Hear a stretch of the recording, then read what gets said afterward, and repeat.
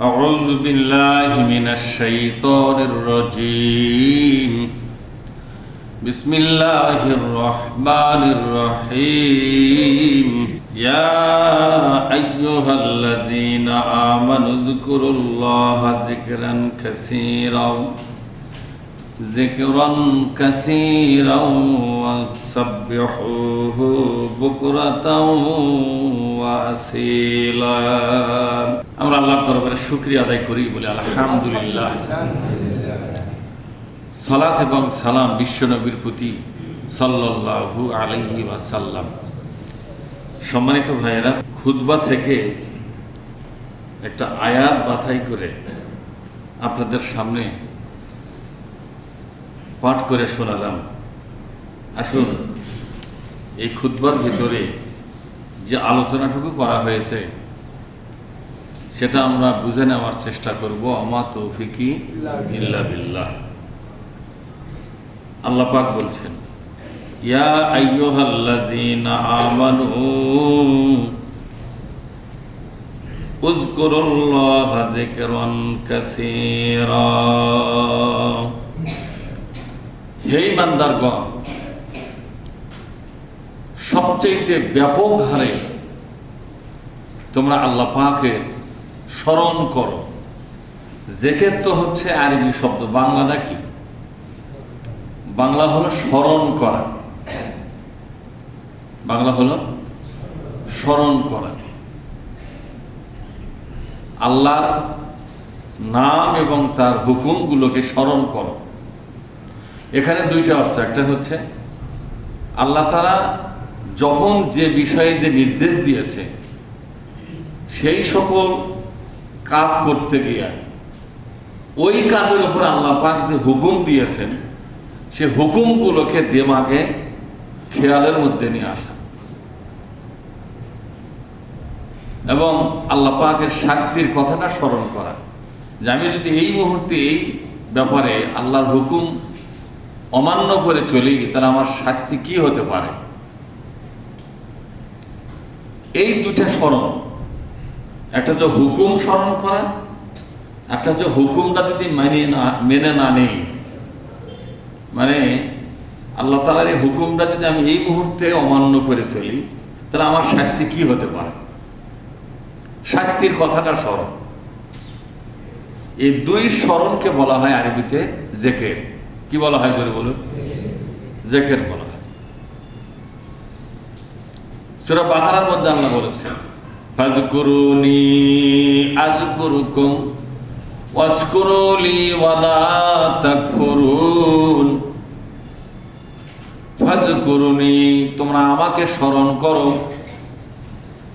তোমাদের জীবনের মোড়ে মোড়ে,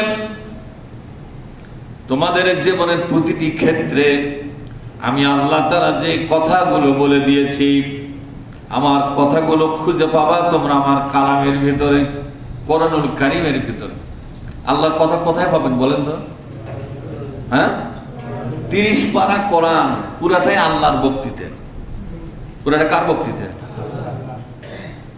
এখানে আপনি আল্লাহর কথাগুলো খুঁজে পাবেন, কিন্তু এই কাজটা তো জীবনে করলেন না। আপনার বয়স 60 হয়ে গেছে, একটা বড় মনে হয়নি আপনার যে আল্লাহর নাজিল করা কোরআনটা একটু জেনে নেই। এটা মনেই হয় না আপনার। শুধু আপনার নয়, এদেশের মুসলমানদের কারোই এটা খেয়ালে আসে না। যাদের আসে তাদের সংখ্যা কি খুব বেশি? আপনাদের কি মনে হয় খুব বেশি? যারা কোরআন থেকে জ্ঞান অর্জন করতে হবে এটা খেয়াল যারা করে, কোরআন থেকে জ্ঞান অর্জন করতে হবে এই চিন্তা, এই ভাবনা যাদের মধ্যে আছে এবং এই কাজটা করতেওছে, তাদের সংখ্যা একেবারেই নিতান্তই কম। অথচ আপনি যে জুমার নামাজ পড়েছেন এটা একটা ফরজ ইবাদত। এটা কি ইবাদত? কথা পায় না। জুমার নামাজ কি সুন্নত ইবাদত না ফরজ ইবাদত? ফরজ ইবাদত। অথচ কোরআন থেকে জ্ঞান অর্জন করা সেটা কি নফল ইবাদত? এটাও ফরজ ইবাদত। জুমার নামাজ এই ফরজটা আগে আসছে না জ্ঞান অর্জন করার ফরজটা আগে আসছে? কোরআন শরীফ নাজিলি হয়েছে জ্ঞান অর্জন করার উপরে গুরুত্ব দিয়ে। এ কোরআন যখন নাজিল শুরু হয়, সর্বপ্রথম নামাজের কথা বললেন না, রোজার কথা বললেন না, হজের কথা বললেন না, কোন ইবাদতের কথা বললেন না। একটা ইবাদতের কথা বললেন, সেটা হলো তোমরা কোরআন থেকে জ্ঞান অর্জন করো।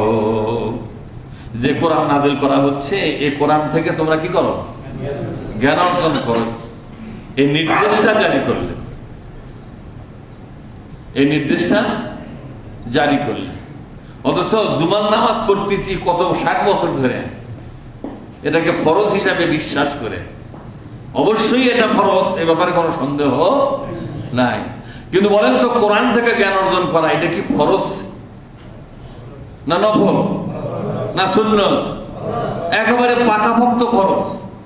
যে ফরজ শব্দটা বিশ্বনবী নিজে বলেছেন, ফারিদাতুন আলা কুল্লি মুসলিম, প্রত্যেক মুসলমানের জন্য কোরআন থেকে জ্ঞান অর্জন করা কি ফরজ। অথচ এই ফরজ ইবাদতটা আপনি কবে করেছেন? আপনি তো করেননি। হয়তো বলবেন হুজুর শুক্রবার আমরা এসে শুনি না, এই তো ফরজ আদায় হয়ে গেল। যে কোরআনের জ্ঞান অর্জন করতে হবে প্রতিদিন, তা করতেছেন 7 দিন পর পর। এত অবহেলা, এত অগ্রাহ্য,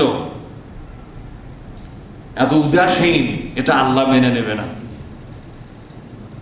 এটা আল্লাহ পাক মেনে নেবে না। কোরআনের জ্ঞান অর্জনের ব্যাপারে এত উদাসীনতা কেন? যখন নামাজে খাড়া হন তখন কত তাজিমের সাথে, কত খুশু খুজুর সাথে, কত ভালোবাসা, সম্মান এবং শ্রদ্ধার সাথে আমরা নামাজে খাড়া হন। তার নামাজ একটা ফরজ ইবাদত। তাই কোরআন থেকে জ্ঞান অর্জন করার সময় আপনাকে তো এইরকম করে মনোযোগী দেখা যায় না। কোনো হালে বসে থাকেন, তাতে কানে ঢুকুক না ঢোকে না ঢুকুক। বলেন তো ফরজ ইবাদত হচ্ছে এটা? এটা কি ফরজ ইবাদত হওয়ার মতো অবস্থা বুঝায় এটা? না। বিশ্বনবীর সাহাবীগণ তারা কোরআনের জ্ঞান কিভাবে অর্জন করেছে সেটা হাদিসের মধ্যে আসছে, যে তারা এমন ভাবে কথাগুলো গোগ্রাসে গিলতো, শুনতো, বুঝতো, যে একটা পাখি উড়ে এসে যদি মাথায় বসে, পাখি বুঝতে পারবে না এটা মানুষ না খুঁটা না কি এরা। তাহলে একটা মশা মাছি মারবে সেরকম করেও নড়াচড়া করতো না। তার ধারণা ছিল যে আমরা এদিক সেদিক যদি কাল্লা ঘুরে তাহলেও একটা কথা মিস হয়ে যেতে পারে, কোনো একটা শব্দ তারা মিস করে নাই। এতে প্রমাণ হয় যে কোরআন থেকে জ্ঞান অর্জন করা ফরজ। সে ফরজ ইবাদতটা সাহাবাগণ ওই ইবাদতটা কিভাবে করেছে, ওই ইবাদতটা করা দেখেই বোঝা যায় যে তারাই এটাকে ফরজের গুরুত্ব দিয়েছিল। এজন্য ইবাদত শিখতে হবে বিশ্বনবী এবং সাহাবাদের কাছ থেকে, কথা ঠিক না? তার কাছ থেকে শিখতে হবে। তারা যেভাবে যে ইবাদতটা করেছেন, ইবাদতটা আপনাকে সেভাবে করতে হবে। কোরআনের জ্ঞান অর্জন করে এই ইবাদতের মধ্যে পড়ে না এমনি আজার একটা কামের মধ্যে পড়ে? আমি আপনাদেরকে জিজ্ঞাসা করছি, কোরআন থেকে জ্ঞান অর্জন করা এটা কি ইবাদতের মধ্যে পড়ে? সবাই একমত? দ্বিমত কারা আছে একটা হাত তুলে দিবে যে আমি একমত লয় হইতো। কোরআন থেকে জ্ঞান অর্জন করবো, এটা ইবাদত হবে কে? কোন কে আছে? তাহলে ওনার সাথে আমার কিছুক্ষণ আলোচনা এখানে চলুন। কথা বোঝেননি? তাহলে কোরআন থেকে যখন আপনার জ্ঞান অর্জন করার জন্য বসেছেন, এই কাজটা কি ইবাদতের মধ্যে পড়ে কি পড়ে না? আল্লাহ রাসূল নিজেই বলেছেন, আফজালুল ইবাদাতে, বলেন আফজালুল ইবাদাতে তেলাওয়াতুল কোরআন। আফজাল শব্দের অর্থ কি? আফজাল শব্দের অর্থ সর্বশ্রেষ্ঠ, সর্বশ্রেষ্ঠ, সুপারলেটিভ ডিগ্রি ব্যবহার করা হয়েছে। সর্বশ্রেষ্ঠ ইবাদাতি, ইবাদত, তেলাওয়াতুল কোরআন, কোরআন থেকে জ্ঞান অর্জন করা। কোরআন থেকে জ্ঞান অর্জন করাটা হলো সর্বশ্রেষ্ঠ ইবাদত। তাহলে এটা ইবাদতের মধ্যে পড়ে। এটা যে ইবাদতের মধ্যে পড়ে এই ফায়সালা দিয়ে গেছে বিশ্বনবী নিজেই। আপনাকে আমাকে মাথা ঘামান লাগবে না, কি জানি ইবাদতের মধ্যে পড়ে না পড়ে না, চিন্তা করতেছি। তোমাকে আর চিন্তা করা লাগবে না, ও চিন্তার কাম ছেড়ে দিয়ে চলে গেছে। এটা একটা ইবাদত। কোরআন থেকে জ্ঞান অর্জন করা, এই কাজটা কি? জোরে বলুন, এটা কি? তাহলে আপনারা এখন কি করতেছেন? ইবাদত করতেছেন। সেই ইবাদতটা নফল না ফরজ? এই দেখেন, তাহলে এটা ইবাদত প্রমাণ হয়ে গেল। আবার এটা যে ফরজ ইবাদত সেটাও কিন্তু প্রমাণিত। তাহলে প্রমাণিত হলো যে কোরআন থেকে জ্ঞান অর্জন করা এটা একটি ফরজ ইবাদত। জোরে বলুন। আচ্ছা, আমি বলবো, আপনার আমি অর্ধেক বলবো, অর্ধেক আপনারা বলবেন। কোরআন থেকে জ্ঞান অর্জন করা এই কাজটি ফরজ কি? হ্যাঁ, আপনারা পুরোটা বলবেন। কোরআন থেকে জ্ঞান অর্জন করা এই কাজটি ফরজ ইবাদত। বলেছেন আপনারা, বলেছেন কি ইবাদত বলেছেন? ফরজ ইবাদত।